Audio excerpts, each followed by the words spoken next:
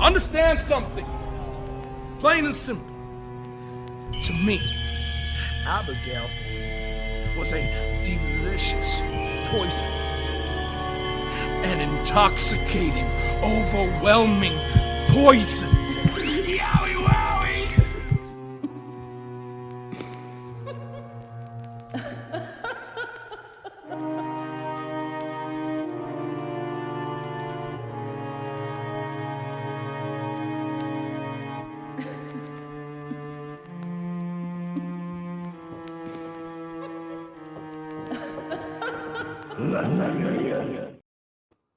What's up, everybody? Welcome back for another episode of Abby's Window. And as always, we have a lot to talk about. So thank you all for joining us this evening. I am joined, and let me get my squares correct here. I am joined by the two lovely people on the screen, aside from yours truly. We've got Dom in the house. What's up, Dom? Uh-oh. Dom, you're muted. You're muted, Dom. No, I do that before. I do that before before when the music's going and stuff, so I don't like heavily breathe into the microphone. You know, when you start talking, I'm like, oh yeah. So I try and mute myself before we start, and that just backfired. But yeah, no, I'm good. Thank you. I'm good. I'm okay. I'm happy to be back. Good to be here. Thanks to you guys. And like I say, like you say, a lot to talk about. So it's good. Awesome, man. Awesome to have you. And as always, we have our Abby with us, Jodie Gilly. Jodie, how are you this week? Fantastic. I got a little bit of a break over the weekend and took some time in the woods in the middle of nowhere in a wood cabin by myself and just kind of shut out all the noise, reflected a lot, and yeah, it was very helpful.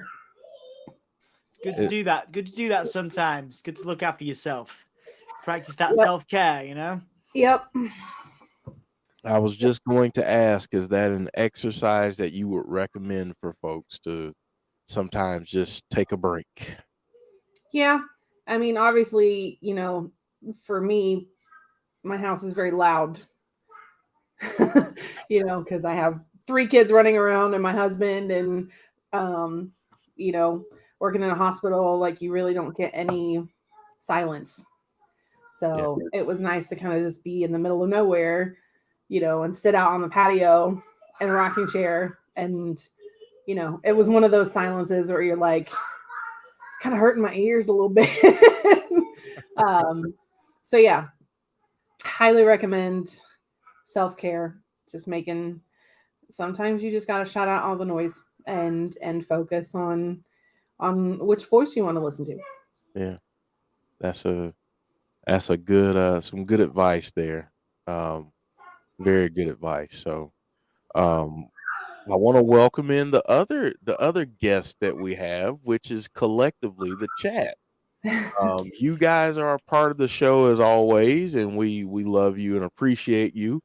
Again, this is a good problem to have. We have a lot of people here, so I'm not going to go down the list and say hello to everyone individually, but we will say a collective hello to you and thank you for joining us this evening. We greatly appreciate it. And I wasn't going to say anything at all, because if people who know me know that I rarely ever do anything for myself or talk about myself. But EJ Movement just says, hope everything is okay, Jeff. Hello, everyone. If you aren't on Twitter, I posted a photo of myself, a recent photo and an old photo, just kind of going through the before and after, because I haven't been feeling well. And I've been kind of keeping that a secret and not sharing that with a lot of people. But I haven't been feeling well. And since the beginning of October, I've lost about 50 pounds. And that's a lot of weight to drop that quickly. Getting sick every day and, feeling nauseous or vomiting in some cases. It sucks to do that almost every day. So I do have some testing this Wednesday, and hopefully we get to the bottom of everything that's going on. And I just want to thank everyone for your love, your prayers, your support. Um, all the positive vibes that you've sent, the separate messages, the texts, um, the comments under the post. I just appreciate all of you, and thank all of you for caring, and it means a lot to me. So thank all of you for that. Yeah, man, a lot of love for you, dude. I Yeah. tell you this quite often, don't I? But there's a lot Yeah. of love for you, man. We all love you very much. So we appreciate, and obviously we appreciate the chat's well wishes and everything too. Yeah, that means a lot. So thank all of you. I really, really appreciate that. Like I said, it's not something that I was going to talk about, but I felt like at some point it probably needed to be said, so it's said, and yeah. So we'll keep the show moving. Obviously, we want to keep Barry Windham in our prayers as well. Yes. I did happen to see Bray's Instagram video while I was on my little sabbatical, and I about sobbed my socks off. So, yes, lots of people to keep in our prayers this week. That's right. And Jesse, thank you for the donation, saying praying for a miracle and healing for you, Jeff. I really appreciate that. I really do. And Jody, you brought up a good point with bringing up Barry Windham and bringing up Bray's post on out there, the video that he did over the weekend. But I also wanted to say thank you to our chat because you guys are awesome, and we were able to take last week's donations and make $100 donation to the Barry Windham GoFundMe. So thank all of you for for doing that, donating, and sending those dollars to help out Barry Windham. We really appreciate that, and thank you also, Jeremy, for your donation. We appreciate it, man. Thank you so dude. much. All right, so yeah, we're gonna start out as we always do with Caleb's Corner, and Jody, take it away. Don't have any extra pictures or anything for you this week. Those are the same ones from last week. Still on tour with Trans-Siberian Orchestra. One of my really good friends went to the show in Greenville, South Carolina, and she messaged me and she said that Caleb wasn't there. And she got a chance to talk to him, and he also posted on Twitter as well that he was sick and not feeling well. And that kind of seems to be going around right now. So definitely hope that he takes time to rest and not try to rush back. Fans aren't going anywhere. Still be here when you get back. But yeah, sorry to hear that he's not feeling well. Hope he gets back to it when he's well rested and feeling better. But I know from experience, he's just a little bit stubborn. The first time that I actually met him at Tusculum University, he mentioned while he was on stage about having allergies or something, and then come to find out when he taped that song on Huckabee not long after that he actually had bronchitis. So yeah, he definitely doesn't not do a show for no reason. Sometimes he probably overdoes it a little bit when he probably should have not done it earlier, if that makes sense. But yeah. Just saying, he can be a little bit stubborn. So yes, make sure, Caleb, that you're resting, you're drinking fluids, and not rushing back because we're not going anywhere. We'll still be there when you get back. I also want to say thank you to you, Jodie, for sending me that image for my own consumption. You know, talking about fluids, they were flying around last week. Hey yo. Yeah, no, I appreciate the tweets. Sorry, they're not the tweets, but the direct messages, because gotta keep that Glad stuff. I could help. No, Dalton, that is not the popo. My daughter is playing one of those police simulator games on the PlayStation. They're coming to get you. They're coming to get you. So hopefully people that might have warrants didn't get scared. You're okay. I had to look over my shoulder for a minute. So yeah, everyone's sick. Chris is not feeling well either. He's been sick the past couple days, and obviously Caleb is sick, and then we've got Barry Windham to think about, and you're not feeling well, and yeah. It's the time of year, isn't it, man? It's a very weird time of year. A lot of people get sick, but also like it's that. Do you guys get that seasonal affective disorder as well? Like it can really mess with your mood. Yeah. Like just like the dark. Obviously, Jodie, you probably know it a little more, but like in Yorkshire, it's always raining and cold and miserable. So like it's just like all the time. It's quite bleak.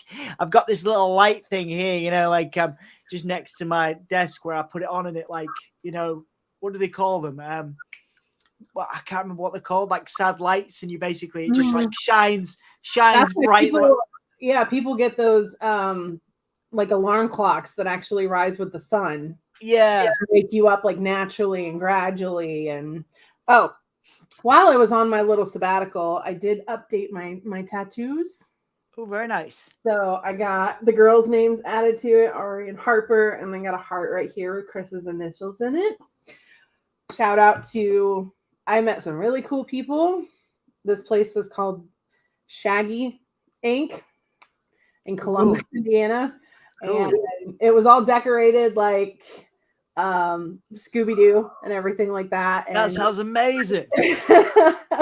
The guy who did my tattoo, his name was Shaggy. So big shout out to them. Met somebody named Patrick, who's another tattoo artist and a piercer, and he is a big Bray fan. So we got to talk a little bit about that, which was that's awesome. Handy. How does that conversation start? You're like, I guess because you've got some Bray tattoos already and stuff. Is that how that conversation kicked off, or were you like, hey, do you happen to like YouTube? Yeah, the shop had a ton of artwork up on the wall, and it just reminded me of some of Kyle's work, like that realism, kind of black and white. So I mentioned Kyle while I was in there, and kind of showed him the tattoos that Kyle's done for me. And that obviously I have Bray Wyatt's portrait on my back. So that generally sparks up the conversation. Yeah, most of the time it's me wearing my Bray jacket, and they're like, "Oh, I love that jacket. He's so cool." Nice. Is he gonna come and join us? Did you manage to hook him into the insiders? I did get him to subscribe, Patrick, anyway. Awesome. He said he wasn't he used to watch wrestling, back in the day. And now that he was a little bit more interested when I told him that Triple H had taken over. So okay. Maybe he'll come back to it. But there we go. Maybe. Fingers crossed. Maybe you could be the catalyst for that, Jodie, There you go. But they did ask me to let Bray know that free piercing or tattoo on them if he's ever in the area. So I did message him and tell him that. That's awesome. That's awesome. That really is. That is. And that's good that you got some new ink. I saw that out there on Twitter, so that's awesome. I've yet to get any ink, so I'm going to at some point. Maybe. I've gotten so used to getting them that they don't even hurt anymore. Mm. Like, I thought this one would really hurt because of where it's at. Yeah. We're just sitting there talking. Like, it burned a little bit, like the scratchiness that you feel. But other than that, I was like, huh, okay. Oh, you're done already? All right. Like, I just don't notice anymore. Yeah. Wow. That's I don't know if I've just gotten used to them, or I don't know. one day I'm going to get a tattoo. I am. It's gonna happen. What are you gonna get? You have to get Kyle to do your first one. See, I do need to get him to do my first one. My first one, I'm kind of debating back and forth. I want to get a well, basically I want to get a sleeve Mm-hmm. that has a big lion head and then has 3 lion cubs for my kids, for my 3 kids. Nice, man. See, Kyle could tattoo the crap out of that. Yeah, I think he could. I think he'd do a great job. I know he could do a great job on this other idea, though. What's So, the other idea? Now, oh, this is exciting. so my other idea is to have a horror themed tattoo with all of elements of all of my favorite characters. Oh, So I want Billy the Puppet on a tricycle, but instead of his face, I want it to be Chucky's face. And then one of his hands, I want to have the Freddy Krueger glove with the knives. And then I want him to have on the jacket from Candyman. Yeah. And then I want him to have like a Jason mask and a Michael Myers mask, kind of on a backpack or, like on a bag or something like that in that. So that's kind of my rough idea. And I kind of want all of those elements in one tattoo, but yeah. Kyle will do a good job at that. I will be seeing him on my birthday next year. He's going to do Bray's new logo of the moth on my side. Oh, awesome. Yeah, I'd quite like to. I was thinking about getting the moth done, but I was like, well, it's just where would I do it? Which body part? You know what I mean? So, so it's exciting. You have to keep me posted on your tattoo progress, Jeff. And, I will. Honestly, I think after all of this health stuff and getting whatever figured out, I'm going to do a lot more things that I've been afraid to do or haven't tried, because all of this is just kind of making me appreciate things a little bit more and, really look at life a different way. Yeah, man. 100%. So I'm going to do a lot more. Number one on the bucket list? Oh man, number one on the bucket. I mean, honestly, it might be getting a tattoo. Like that might be the first thing I do. Manageable, yeah. Yeah, I think I want to start out that way, and then there are some other like little side projects that I've been working on for years. Like I've been working on this script. I've been working on all this stuff in terms of a horror movie idea that I've kind of written out and developed an original story for that I want to start shopping around and sending to people. But there's a lot of things that I've kind of held back on doing because I've been afraid of rejection or whatever it is. But but I'm going to after all of this, I'm going to start doing some things and getting out of my comfort zone. That's cool, man. Well, if you need any help with anything, man, like I'd love to help you out because I think that all sounds awesome. I love that stuff, I appreciate cool. it. Well, speaking of cool, segue. Interesting. I don't think LA Knight thinks it's cool how much he's getting attacked, and he's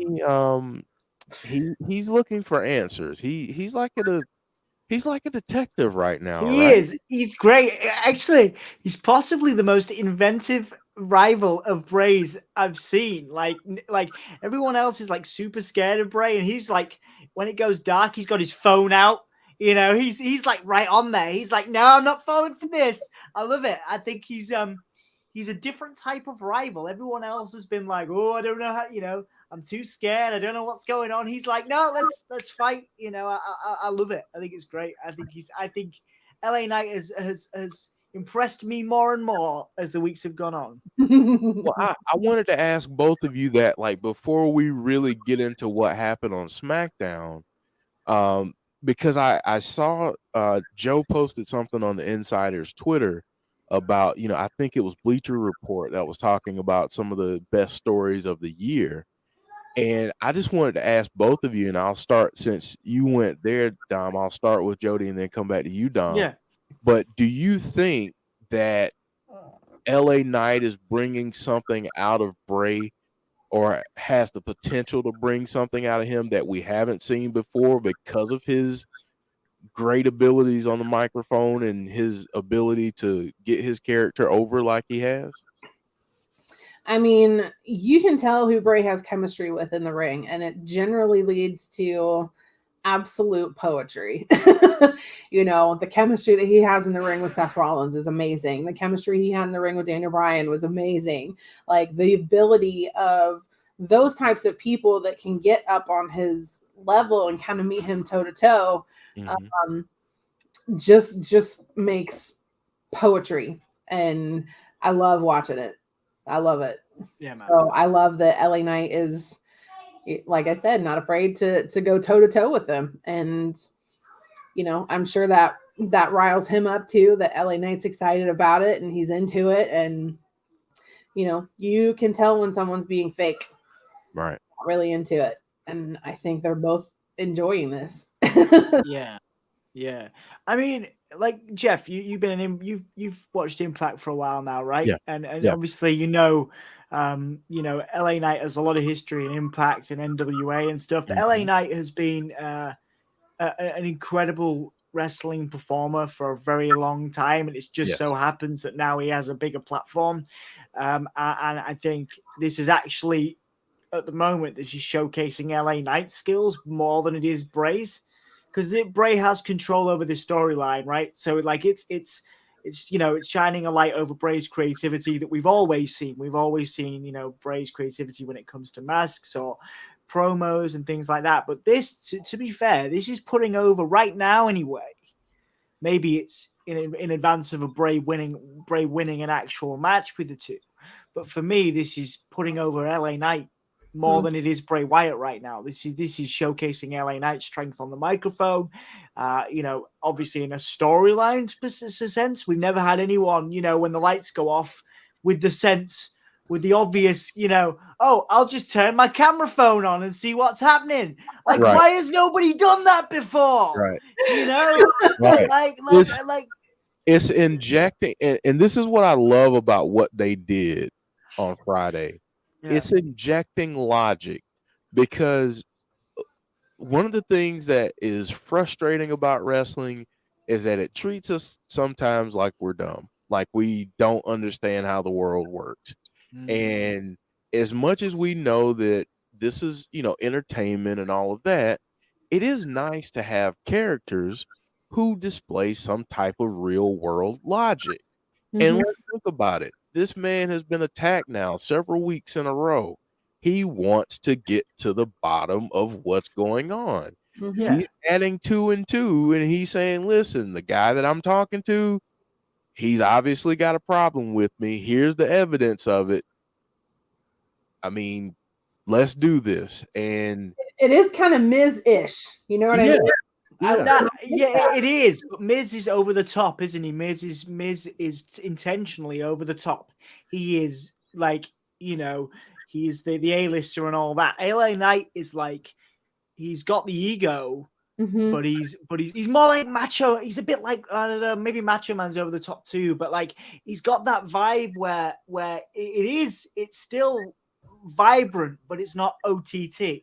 I'm trying to think of The Rock is an example of, I look at LA Knight and I see, obviously LA Knight's a little older, so he's not going to be the next Rock, but I see LA Knight as an equivalent. Do you know what I mean? Certainly on the microphone. So that is where I wouldn't compare him to the Miz. I would compare him to The Rock. I think he's got that charisma. I am keen though, Jeff, to ask your thought on this, because as someone that may have seen LA Knight before in different incarnations, what are your thoughts on where he is right now? I think from a so let me say this: whether you want to call him Eli Drake, L.A. Knight, whatever. Yeah. Sorry. Yeah, and you know what? Shout out to the crowd for actually doing it Yeah. this past Friday. Shout out to the crowd because he did it, and then they did it, and I love it. So, I think in terms of mic work, this is some of his best mic work that Yeah. we've ever seen. And I really love the dynamic between the two because he's this boisterous and kind of loud and aggressive speaker, and then you get the subdued Bray or you get Uncle Howdy, and it's like and you've got that southern twang and that drawl and everything, and it just kind of slows the pace down just a little bit to give that story a little bit more breathing room. So I really love what they're doing with this because honestly, I think, and you mentioned this is really putting LA Knight over, but I think in order to do eventually what you want to do with Bray this time around, I think you have to showcase someone and put them on that level so you can get something that is pretty special that people are still referencing down the road. I think this has the potential to be one of his biggest feuds that Oh, he's ever had. I think it's his biggest. I mean, unless obviously you can count. I think he feuded with Bobby Lashley and a few other people in Impact, but I think on a grand scale, excuse me, guys, a grand scale, this is the biggest feud he's ever had. And I mean Bray as well. I think this could be one of his top. Interesting. I do. Interesting. Wow. I do.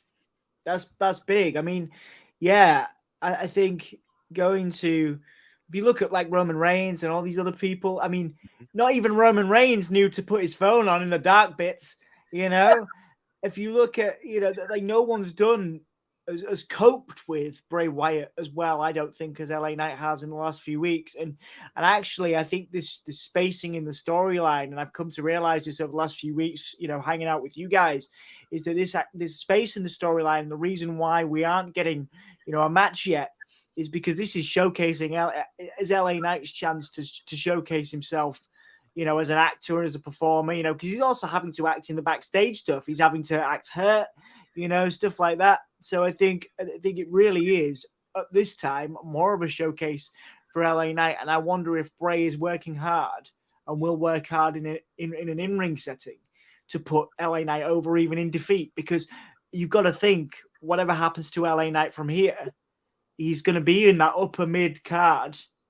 You would want him to go into an intercontinental US type of feud after this, because I mean they must have faith in him.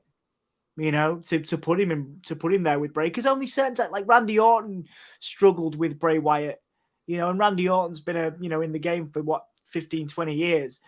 So it takes a certain type of man, a certain type of person rather, with a certain type of skill to work with Bray and to bring the best out of him. And I think LA Knight has that. Absolutely. Yeah. Mm-hmm. Absolutely. I mean, this has been great so far, and I want to run through kind of what happened on Friday. So we get LA Knight, and he's taking a look at some of the past happenings and being attacked, and we got this image, and we saw the mask in the background, and then I don't know that I ever noticed this before. Maybe I did editing. I don't know. I feel like it was put in afterwards because we didn't see that, and you guys are really, really good. Yeah. At catching that stuff, Yeah. So I mean, and here's an even a more of a close up there of it. So we're getting all of this. He's trying to dig to the bottom, and then he gets interrupted by Uncle Howdy. And I actually have the audio of what Uncle Howdy said if you guys want to hear that. Yeah, man. Good call. All Dude, right. you're so good at, man, honestly, without trying, like, it's so cool to have this stuff because I hadn't had a chance to properly listen to it. So yeah, thank you very much. Hey, no problem at all. Hopefully we don't get a copyright ding. It won't be a strike, but a ding. I doubt it, but we're gonna try this. So here's the audio. Here's what Uncle Howdy interrupted LA Knight with and had to say.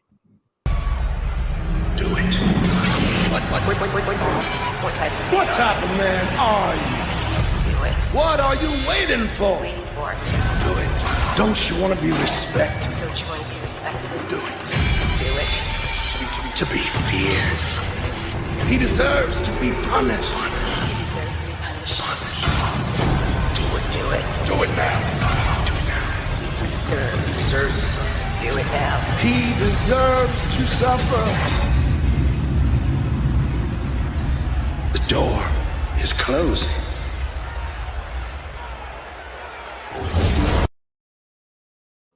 There we go. Wow. So there was a lot there, and during that we got a lot of different pictures that I'm going to put on the screen real quick, just a few. We got this one, which I thought was interesting. We saw a glimpse of Bray stuff. yeah, we saw a glimpse of Bray, and then, which I thought was really interesting, we got a glimpse of LA Knight in this thing too. A couple of them, yeah. A couple of them. Mm-hmm. Yeah. So I'm gonna bring you guys back on the screen. Let's discuss what Uncle Howdy said and who was Uncle Howdy talking to. And I'll start with Dom on this one, and then we'll go to Jodie. I think he's talking to Bray, is he not, Uncle? Because he was saying, like he wants to bring the Fiend back out. He wants him to attack LA Knight. Wants him to maybe he was asking him to attack him there and then, attack him from behind or something like that. So I think he's talking to Bray. I'm very interested to see who the female voice is. A couple of people were talking about that in the comments, and that being Alexa Bliss maybe. But yeah, the Do It, I think, is directed at Bray to sort of let the Fiend out, let the anger out, and attack LA Knight. That's what I think. Okay, Jodie, what do you think? I think it could go either way. Simply because of the fact that there were LA Knight clips in there. He could be talking about Bray as opposed to Bray. Because he's made mention before about you shut him away, and obviously talking about the Fiend. And I still think we're playing this cat and mouse, good versus evil classic story. You've got Uncle Howdy, who is going to, and this is one of the things that I really took time to think about, not Bray, but just that classic battle of good versus evil. And I listened to a lot of sermons, and I read a book, started reading a book called Crash the Chatterbox by Stephen Furtick. And it's all about how sometimes evil can twist things into something that's true, but they'll twist it in a way it still sounds true, but it's not. Does that make sense? Mm-hmm. So, he'll take something that's true and kind of twist it on its head, but it still sounds true, even though it's not. And, that classic good versus evil thing is, evil talks about being a liar and, really careful about how he manipulates people. And I think that's what we're seeing with Uncle Howdy, is that dark, evil entity that is going to put those voices in your head and let you take it to a dark place. Yeah. And, so then on the other side of the coin, we need the good side that is going to come at Bray with the truth, and kind of that angel and demon on your shoulder. We've kind of talked about that before, and so I think it's possible that Uncle Howdy was talking about Bray, saying that he deserves to be punished. And, but you can take it the other way too. He could be talking to Bray about LA Knight, saying he deserves to be punished. I think it was very interesting that during that promo, LA Knight called the audience puppets. Yes. Yeah, that was clever. Yeah. Yep. Yeah. So I think it could go either way.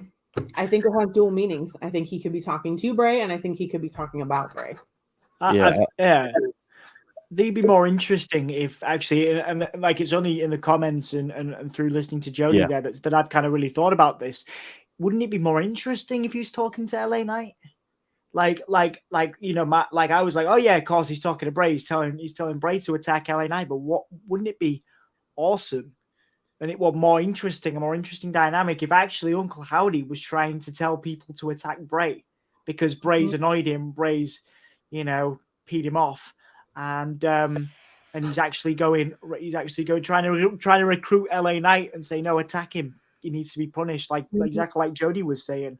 I think a lot of people in the comments seem to think that way as well. A lot of people are saying that in the comments, saying that he was maybe talking to both. I get, Jodie, I know you're about to say something here, but I have to throw this in. What if this is his way of controlling Bray? Mm-hmm. What if this is his way? Like if he let's say, because I know a couple people have said this. What if he was talking to both? He's trying to get both to clash because he knows that in order to bring this side out of Bray that Bray is trying to suppress, that he has to be the one, someone has to come after him, or he's got to be in conflict. So this other mask, so to speak, comes to the forefront. Yeah, and Jesse said it right before I was about to. He's trying to push Bray's buttons, trying to get him to snap, trying to get him let out that inner anger that he's talked about all the time that's in there. And when you have a bunch of voices in your head and it's so cluttered, you don't know how to distinguish the good ones from the bad ones. So I think that's what Howdy's doing, is he's trying to push Bray to snap and unleash that anger. Yeah, that's a really interesting dynamic. I think if you have this sort of psychological, kind of inner game being played by Uncle Howdy that actually directly involves not only Bray but also the people he's feuding with. If you can have Uncle Howdy trying to get in the head of LA Knight as well, I think that's really interesting. And I've just gotten back into, on the recommendation of some people in the chat a few weeks ago, I've just started rewatching Mr. Robot. And there's a lot of interesting parallels I've been thinking as I've been watching it between this storyline and how the voices kind of, you can, Bray might do some of this stuff, Bray might action some of this, but not know he's doing it. And I think a lot of the times it's at least hinted that Bray, if Bray's doing these attacks backstage, maybe he is doing them, but he doesn't know he's doing them. Interesting.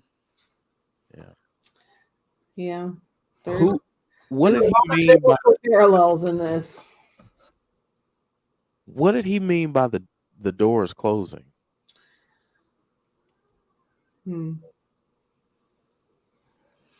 That's an interesting one. Maybe in each feud, he's like, there's a certain amount of time that he has to get them to snap. So maybe the door is closing, as in, pretty soon you won't be able to do it anymore. That's a good point. Okay, here's another question. Or is the door closing because we're going to get the good side? Because we're going to get Uncle Harper. And evil's always defeated. Yeah. So before he comes after me, I need to get you to snap. I need to get you to turn away from that. Yeah, there's people. Is it people debating that Uncle Harper's going to show up on Brody's birthday? When is that? 2 weeks from now. That's this Friday. Oh wow. Yeah. Oh man. I'm in Portugal. I'm gonna have to watch SmackDown from Portugal. I'm gonna have to find a way. But I don't know about, because that'd be really interesting if they'd have had more time. I think if Uncle Howdy just disappears, it's kind of like it's a bit anticlimactic, isn't it? So I think, or I maybe think they'll both be there, yeah, but they'll always be at odds with each other. Yeah. Yeah, I think maybe like I said, I'd quite like it if they were on screen, but they were never actually physically represented. This Uncle Harper, Uncle Howdy, if they were constantly, over the years in, represented in, vignette form, but we never actually had to get them out, as because the last thing I want to see is an Uncle Howdy physical performer. You know what I mean? Right. So. No, I think both of them represent voices in his head. Yeah. And it's based on how he acts, is based on which one he listens to.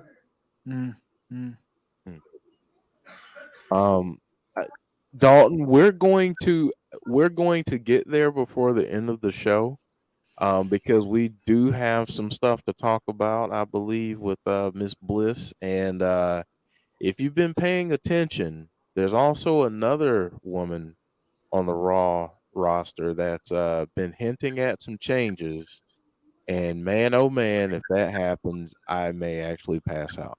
Yeah, that'd be really cool, man. Yes. Hanzo, thank you for the donation. And I want to read this one too. Ragnar saying the door closing is Bray being a non-combative, and LA Knight can take advantage of that. But if he snaps, Knight has no chance. Hanzo saying the door is closing, meaning get him now, attack him before I get what I want, before he sets him free. Attack Bray now before he, the Fiend, releases. So I think that's all interesting for sure. I think, has anyone seen the movie 13 Ghosts? Yep. You've seen it. Okay. My favorite. All right. Does that have James Masters in it from Buffy? I think that's the only time I've only heard of it because of that, but I've not seen it. It's got Shannon Elizabeth in it from American Pie. Yeah. Yeah, Shannon Elizabeth's in it. Matthew Lillard. Oh yeah, James Masters in another. He's in like another, but he was Spike in Buffy. He's in like another similar. But yeah, I've not seen it. I'll have to check that out. Yeah, it's really good. And the reason why I'm asking this is because this is the visual that I get when I hear the whole thing, the door is closing. What if the door is closing means that if he doesn't act now, this is maybe Howdy's last chance to bring back the Fiend. And that the door is closing means that part of him will no longer be accessible. That's a great dynamic. That's a sexy bit of booking right there, man. That's cool. Yeah. And it makes me think about 13 Ghosts, because the whole idea is to keep these ghosts behind, keep them in behind the glass, behind where they are, and not release them, because once they get out, once certain ones get out, that's a bad day for you. Yeah. Especially the Jackal. Yeah, I was gonna say, especially if it's the Jackal, all bets are off. I might have to go to make time to watch that. Maybe I saw it when I was a kid, obviously such a long time ago, but I'd love to, by the sounds of it, I'd love to check that out. But everything Matthew Lillard does, I'm really interested in, except for Scooby-Doo. I'm a huge fan of his. I think he's very talented. I wonder if that adds another dynamic to it. So remember, like 13 Ghosts, all these different demons power up the machine. So if that door is closing on Uncle Howdy, are we going to get a different demon? And does he keep bringing these dark sides out until it powers up that machine? and you either have to have that life sacrifice, or you're just, or like the devil gets ultimate power, Right. which again is another biblical Exactly. another biblical parallel, because Jesus was the life sacrifice. But yeah, So we've gone down another rabbit hole. That's what we're there. That's what we're here for, man. That's right. To go down that rabbit hole. That's right. Anna just said, Bray has talked about a machine a lot. Yep. A lot. And 13 Ghosts was all about that machine. Mm-hmm. I forget what it was called now. I know. I forget what it was called. But even thinking about the drawing, that drawing looked eerily similar now that I think about it to that machine, to all the gears. Mm-hmm. Yep. Okay. See, all right. I'm gonna have to do some deep digging over the next week. So when we come back, we can maybe hash this out a little bit more. But now I gotta find a picture of it. Hold on. Yeah. EJ Movement says, and the song Shatter says, I am the ghost in the machine. It's about the Black Zodiac. That's what it is. Basilius, the Ocularis Infernum. That's what it's called. Yeah.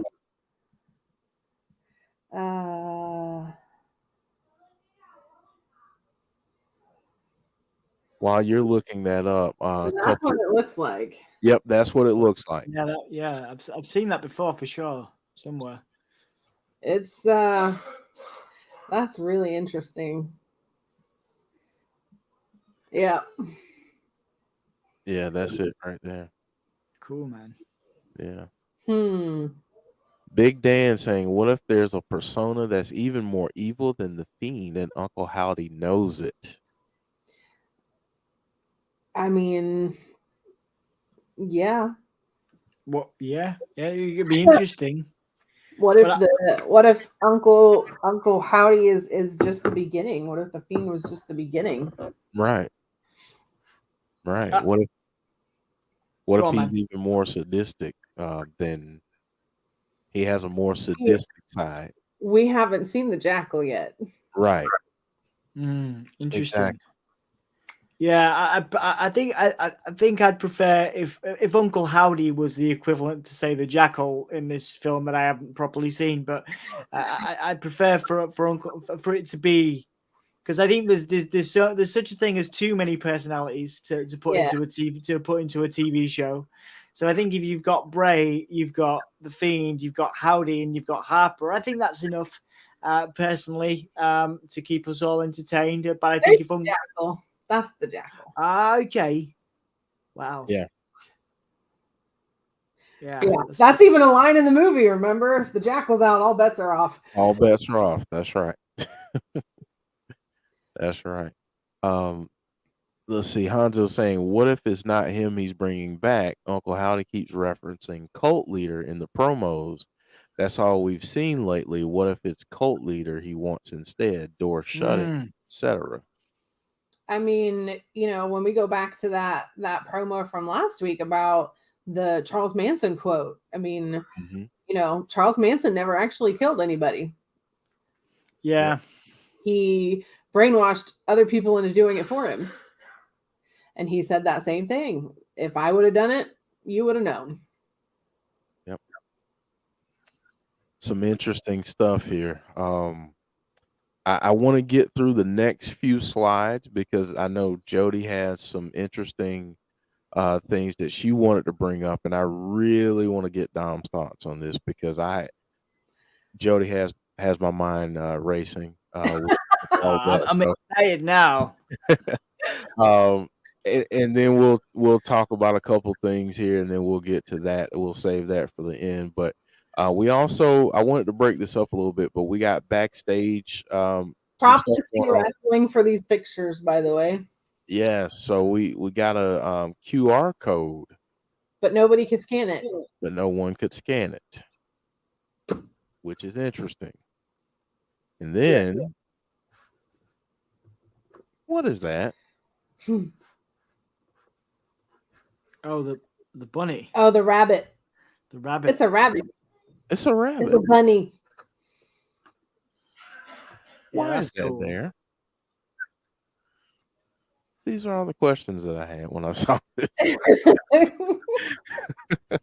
And Are they not done with the white rabbit stuff? And I know that's what C was saying on his video. Like, have we not seen the end of the white rabbit?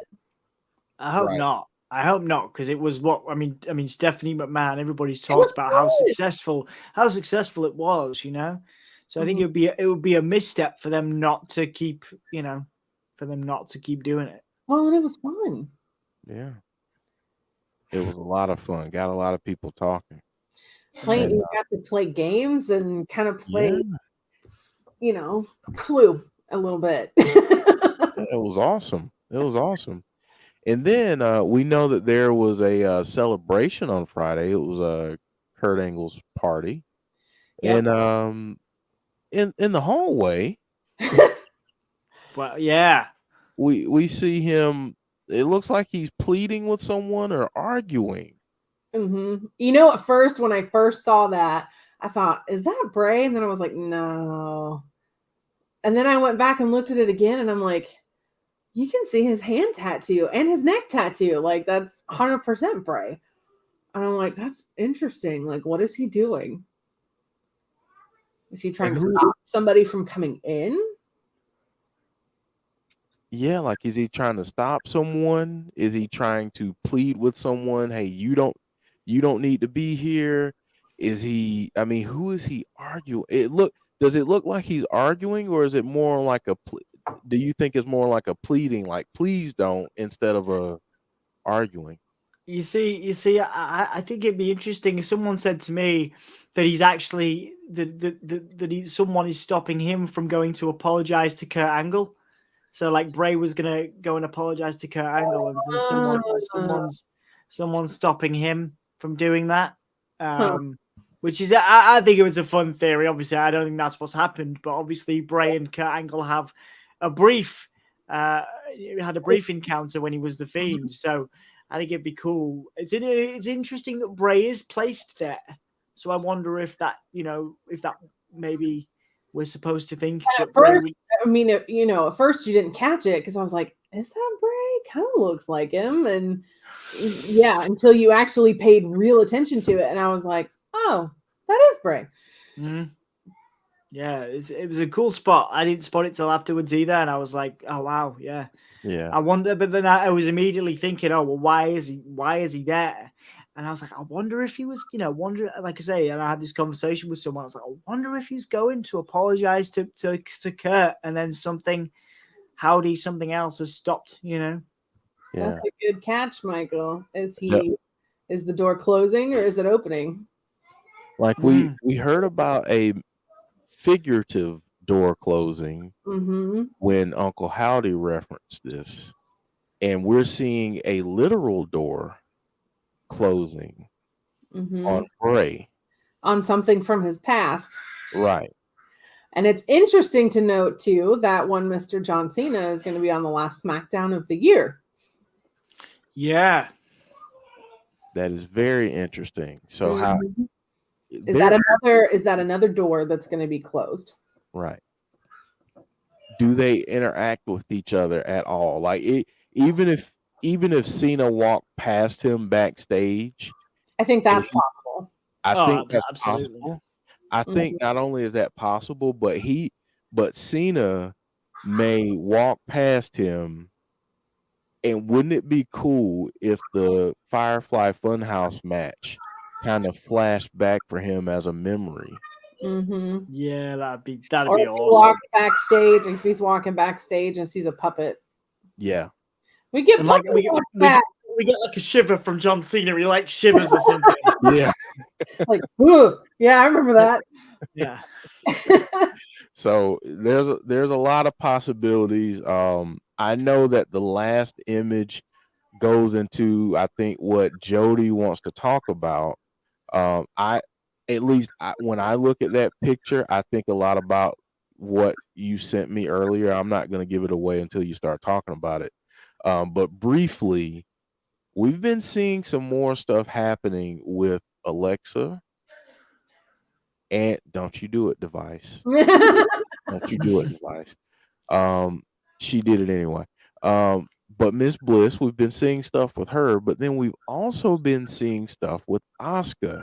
Asuka has been putting out some images and different things, different quotes, referencing her old character Kana, putting up pictures of her. So I guess my question to you guys is, and to the chat, does this mean? Oh, and by the way, we're definitely going over time. So, does this mean that we're going to get something with one of them, both of them, and could we get surprised by which one it is? Ooh. I mean, I would be more interested in seeing, at least in the short term, I guess I'd be interested to see Asuka interact with Bray, but I think there's a comment from Thud Gothic. I think that's a red herring. I think I'd be very interested, arguably I think more interested to see Asuka and interact with Bray. But I think we're getting Alexa Bliss. I think there's too many hints. Did you notice that Lily's back now? Yep. Lily's back again. Obviously, she tried to use the Sister Abigail. That was focused on. A lot of people have picked that up. I didn't actually see it in the clip. It wasn't included in the WWE clip that they uploaded, but it was in the screenshot or the thumbnail. So I was like, oh, did it actually happen? But yeah, it did.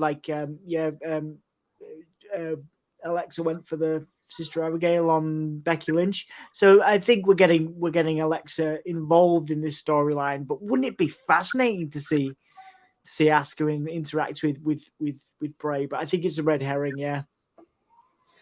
What if I'm still convinced that he wants to get revenge on her? What if he uses Asuka to do that?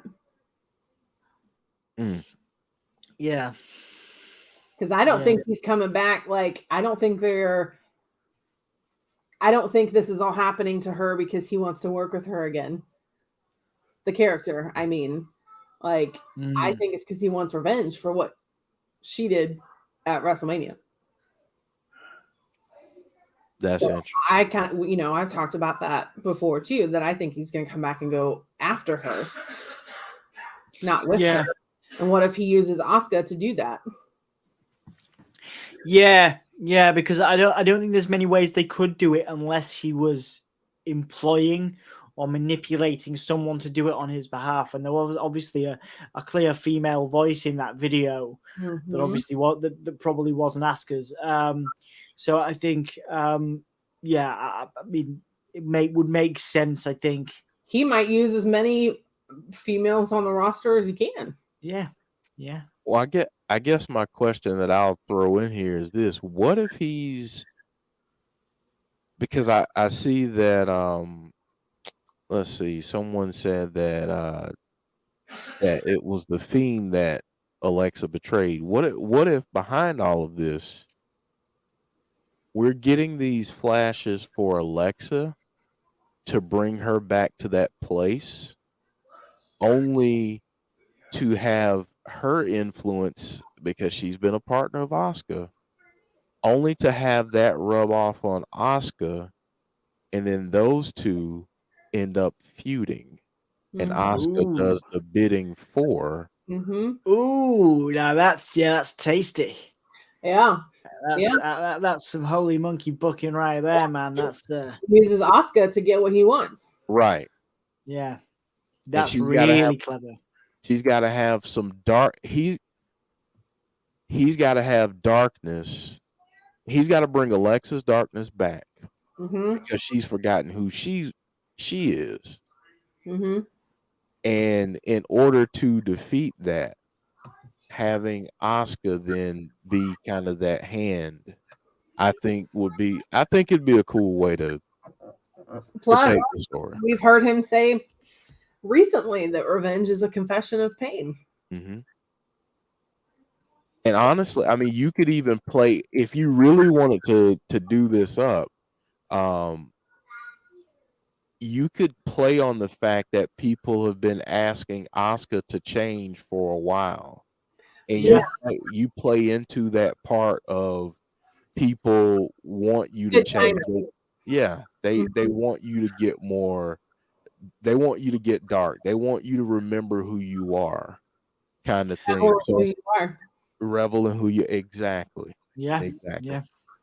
Yeah. I like that a lot. And I mean, let's just take this back to it from a business perspective. I mean, I know some people are saying that it wouldn't be as interesting now to have Alexa reunite with Bray, but you know, both of them sold a metric ton of merchandise with those gimmicks. You know, the Lily gimmick. I'm not saying they're gonna, but wouldn't, you know? I think this dark Alexa thing. You know, if we're ignoring what we've just talked about, sort of dream booking of Asuka doing Bray's bidding, you know, Asuka doing Bray's bidding and feuding with Alexa, which I think is a fantastic storyline and way to go. You've got to think from a business perspective. They're like, oh, there's some money to be made with Dark Alexa and Bray Wyatt together, and the Lily doll again. Yeah. You know, so that could also be a factor. Because wasn't for a while, wasn't Lily like the number one, even though it was probably the most weird thing on WWE television, especially was it when it was running after Shayna Baszler backstage. I'm talking about the Lily doll here.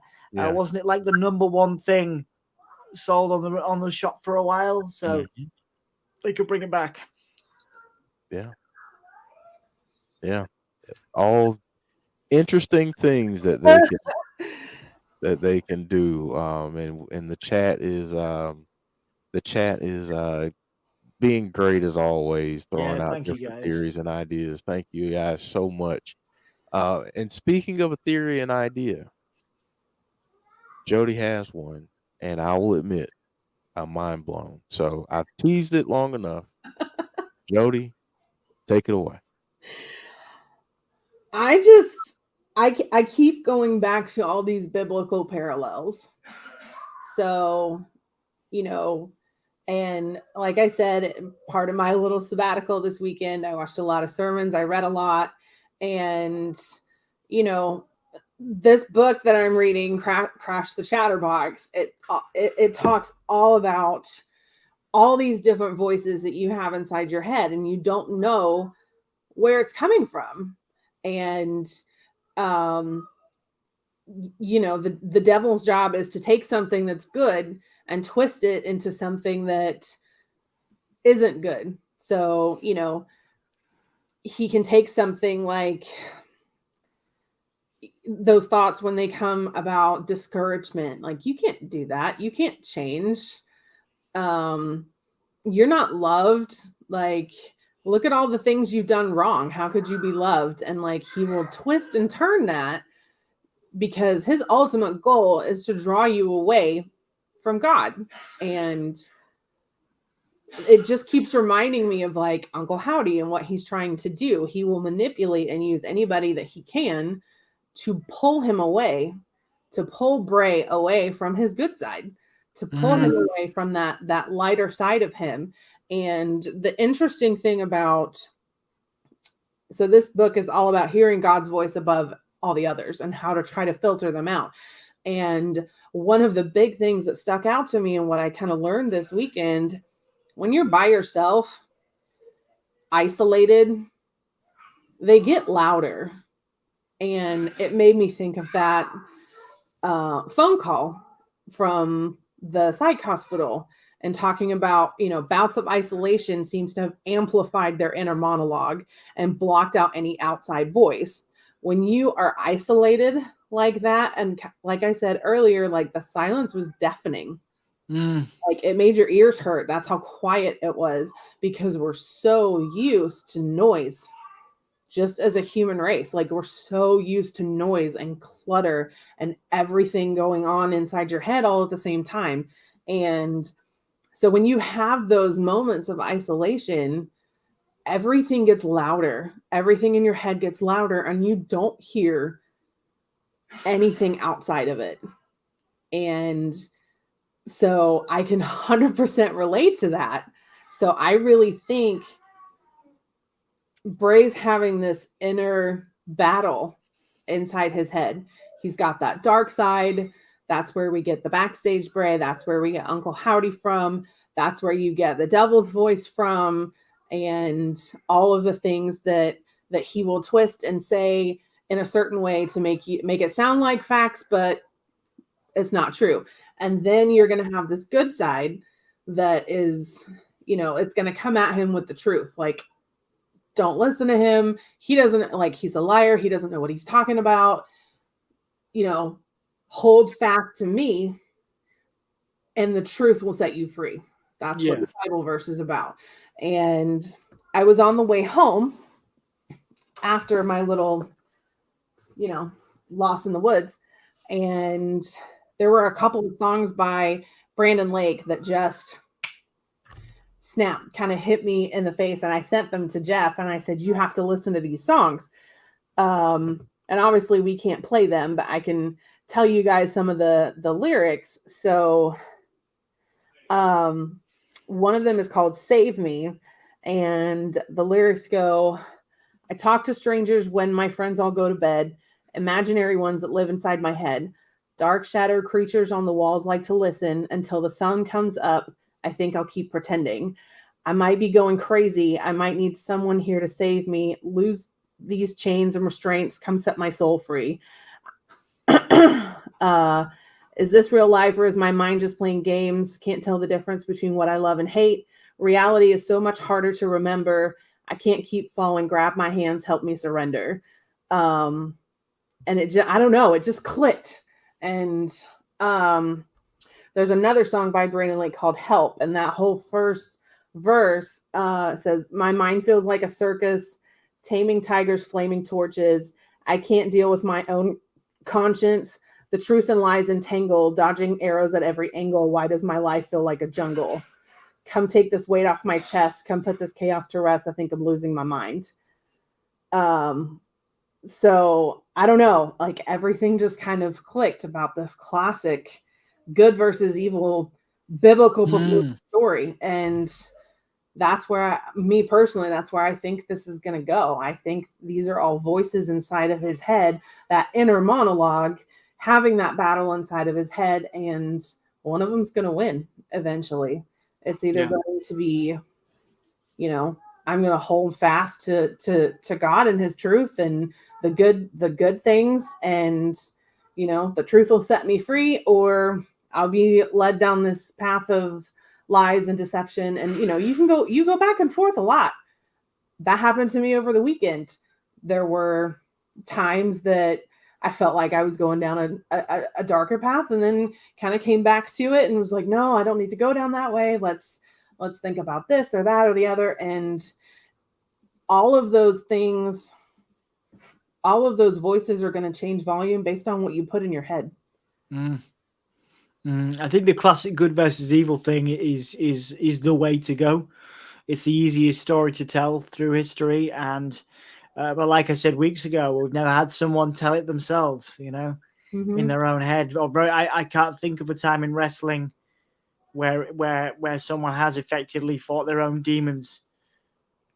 Really, because I guess Mick Foley used his different personalities to help him, for different things. Whereas this is Bray actively battling one of his personalities. So I think, good versus evil, classic battle, the God and the devil thing. I think it's all fantastic metaphors for what's going down on television, and everybody can identify with that. I mean, if you're trying to appeal to kids, the goths love that stuff, emos love that stuff, indie kids love, music fans love that stuff. It's told in good versus evil. It's told in multiple genres: pop music, rock music, whatever, multiple TV shows outside of wrestling.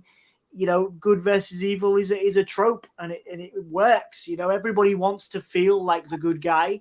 We all want to see ourselves in Bray Wyatt conquering the demons, conquering our inner demons. I mean, we've all talked about on this podcast. You've all talked, and a lot of people in the chat have talked about how Bray has inspired them to fight their own demons, which I think is a wonderful thing. but we all want to see ourselves in that role. So it makes sense for WWE as a business and a brand to use that storyline to tell the good versus evil thing, but in a different way than I think we've ever seen in 40 plus years of think about the impact that could have on real people. Like obviously mental health and addiction are such a high peak right now as not just a nation, but as a world. And, I think we're finally starting to turn a corner as far as stigma surrounding mental health and addiction issues. And, I think a lot of things have an impact on that. Mostly, how much, garbage in, garbage out, if you're, you have to be careful with what you intake versus what is going to come out, and, which voice is going to be louder. But with it, mental health and those needs being as high as they are, seeing someone battle their inner demons is just going to connect with people on a totally different level. Absolutely, man. I've been there. I had postpartum depression after my son was born. I still deal with that, little remnants of that sometimes.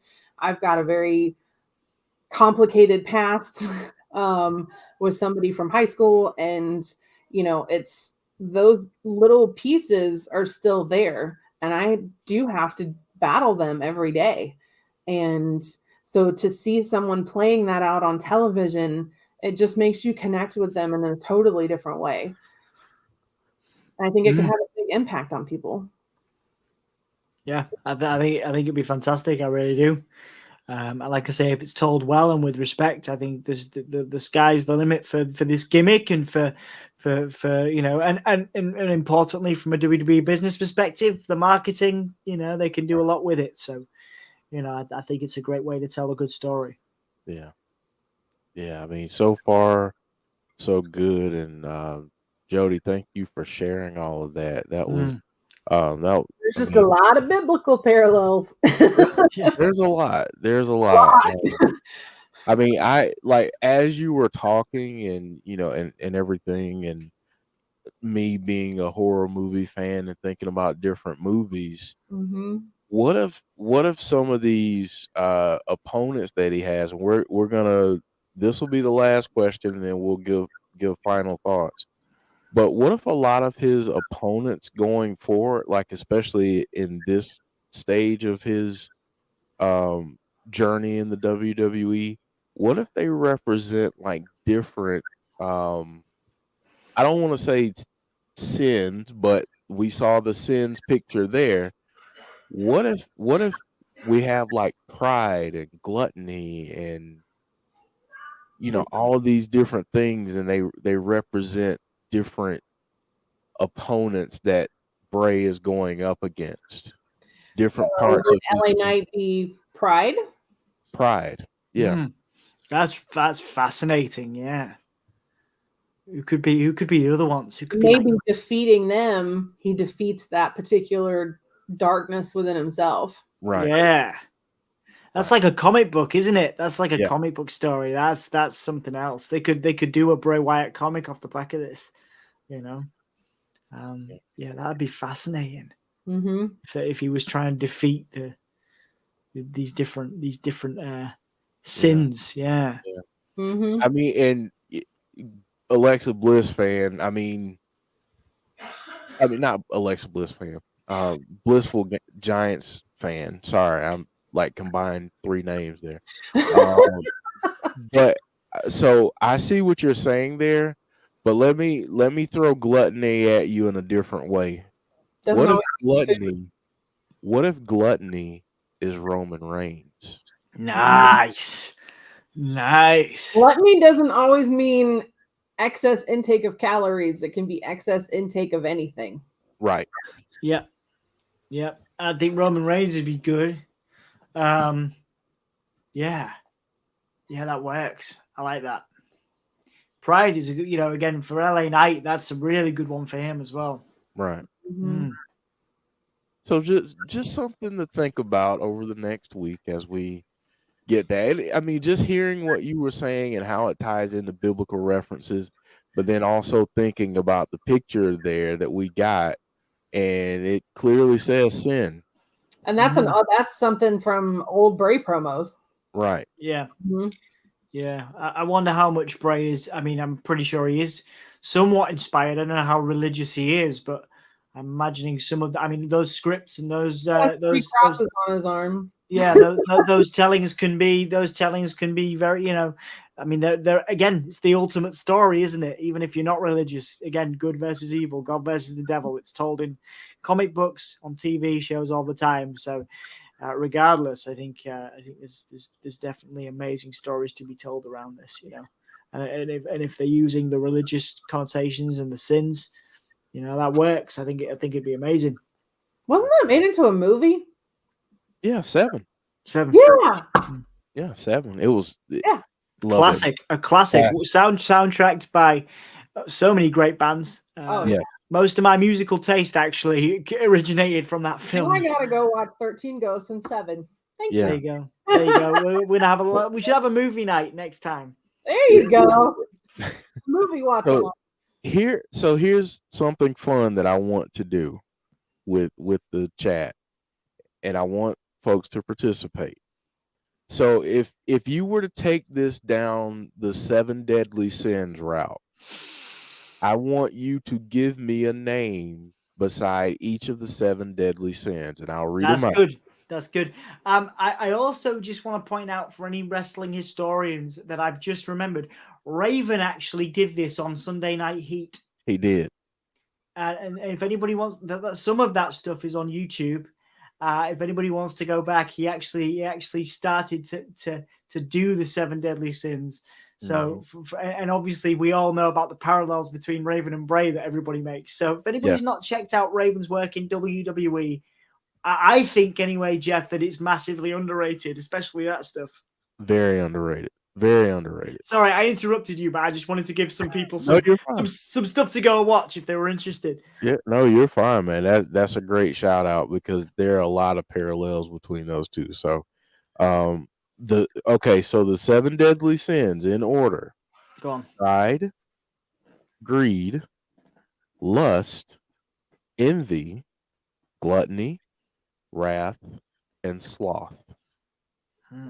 So if you want to participate, tag the insiders and give us your names for the 7 deadly sins, that how you would represent those people if you were to do the story that way. Ooh, that's tough. That is tough, man. I mean, yeah.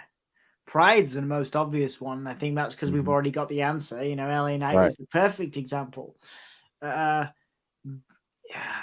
like how do you do lust? You know, maybe that's how you tie in Alexa. Yeah.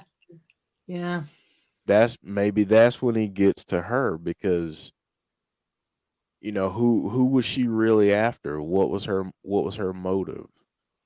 That kind of thing. Okay, device, I get it. I said your name again. But yeah, so there's some interesting chatter there.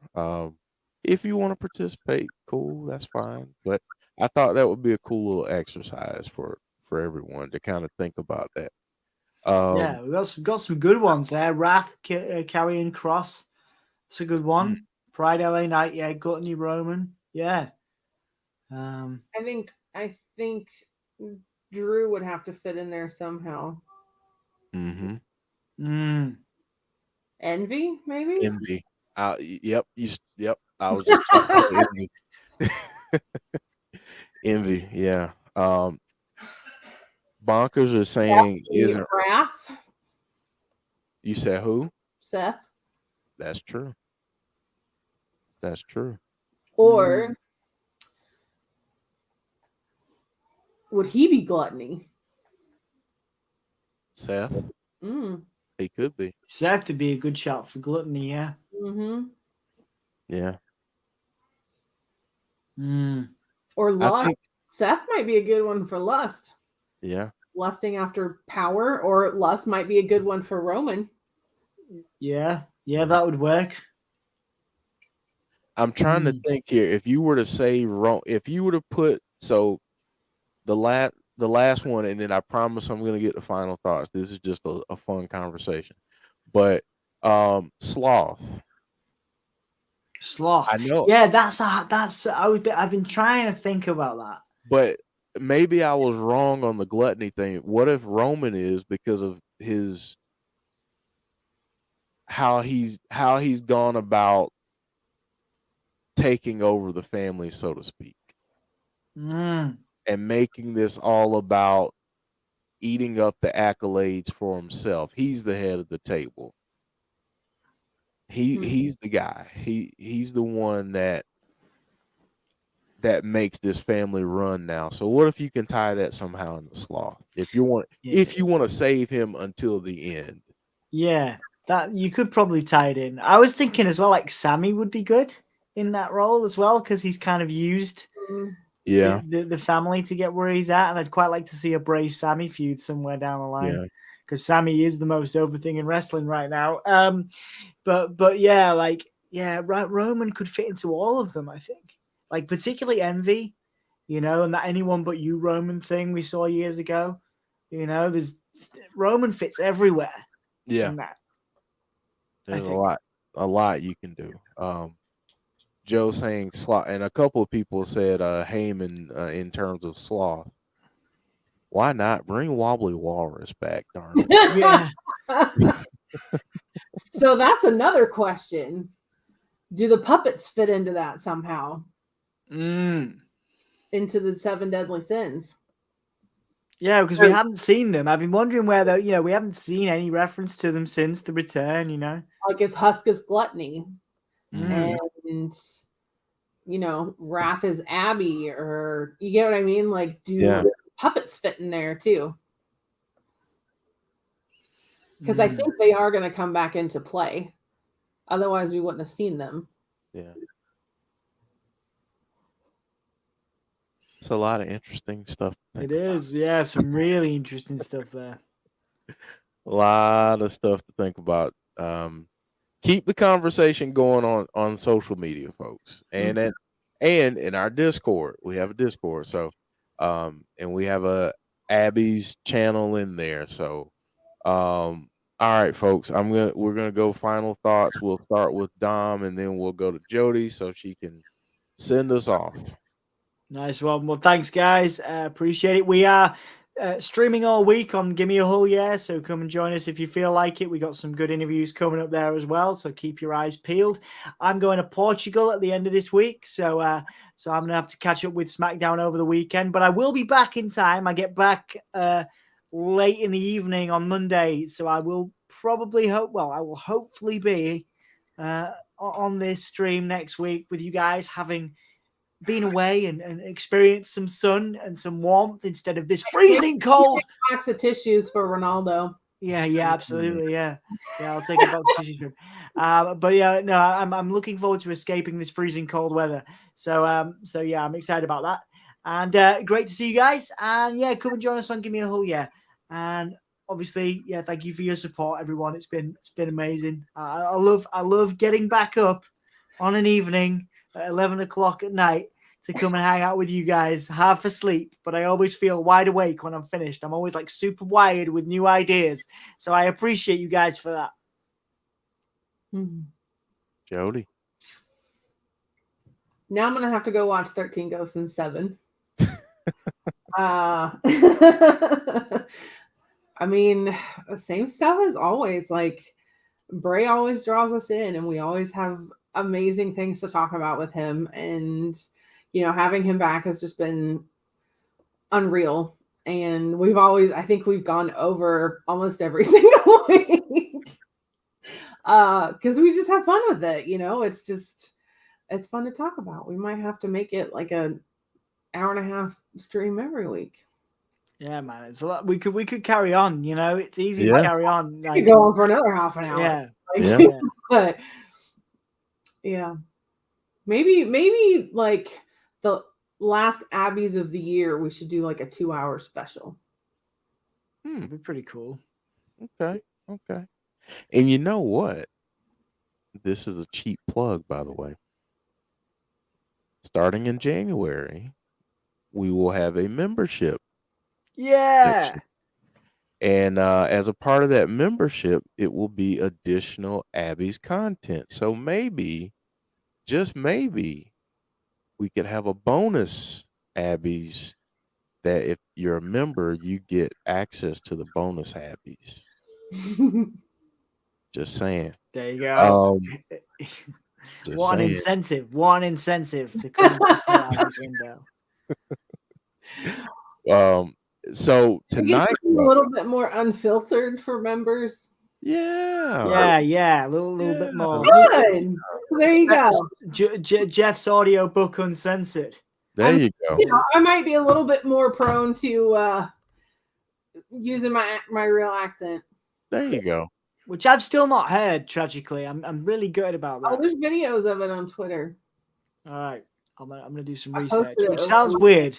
I'm gonna go back into your Twitter and research, but send me some, because otherwise it sounds like I'm a stalker. To send me some. So thank you all so much for watching. I do want to say you have a couple places. I know Dom is saying that Give Me a Hole, is doing a Raw watch along. Tazzy, don't forget about Tazzy. He's doing one. Go hang out with Tazzy. You know it's always a party. And shout out to Tazzy because that new logo, I really like it. Yeah, man. Got a lot of love for Tazzy, man. Yeah. Looks good. Looks Yeah. good. So yeah, go check him out. But thank you all so much. This was a fun conversation, and we went down a lot of different rabbit holes. And we'll do it again next week, and we'll have a lot more fun and talk about everything that's going on. So thank you all so much. If you don't mind, drop a like on the video. And if you are new to the channel, please subscribe, especially if you like the Abby's content. If you like the Bray Wyatt talk, hey, subscribe. We're here every week, every Monday. Thank you all so much for joining. Jodie, did you have something? You look like you had something else to say there before we go. Nope. Okay. All right. Well, folks, thank you so much. See you soon. And we'll see you soon, folks. Take care. So what do you say? You want to see my secret?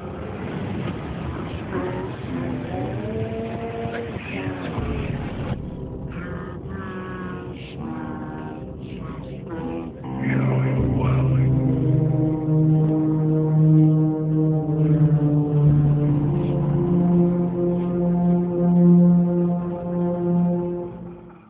La la la la la.